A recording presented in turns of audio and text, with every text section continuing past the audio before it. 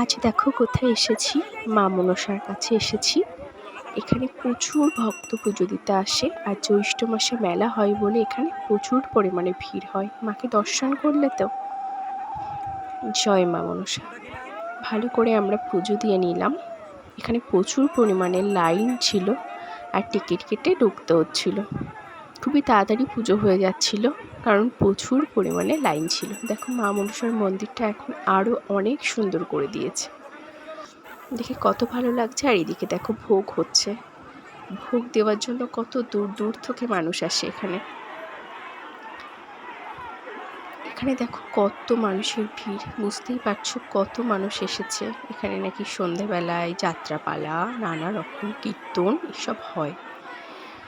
তা সেখানে তো সন্ধেবেলায় কোনোদিনও যাওয়া হয়ে ওঠেনি, দিনের বেলায় যাই। আর এত পরিমাণে রোদ্দুর ছিল, তারপরেও এত মানুষ এসেছে দেখে আমার খুবই ভালো লাগছে।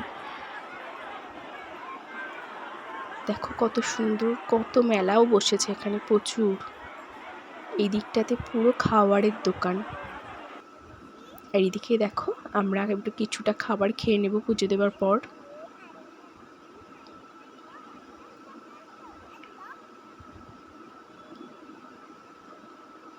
খাওয়া দাওয়া হয়ে গেছিল, এবার আমরা আরেকটু মেলাটা ঘুরে দেখব।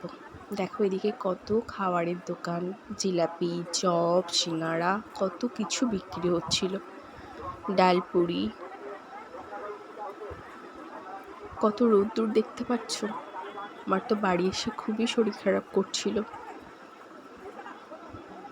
এদিকে মাম্মাম বসে বসে সব জিনিসপত্রের দাম জিজ্ঞাসা করছে, জিনিসপত্র পছন্দ করছে। ওদিকে লাইনটা দেখো, প্রচুর প্রচুর পরিমাণে লাইন। আর প্রচুর মেলাও বসেছে, আইসক্রিমের দোকান। আর এই দিকটাতে দেখো কি সুন্দর সুন্দর মাটির জিনিসপত্র বিক্রি হচ্ছিল, এগুলো আমার খুবই ভালো লাগছিল। আমি এখান থেকে একটা নিয়েছিলাম।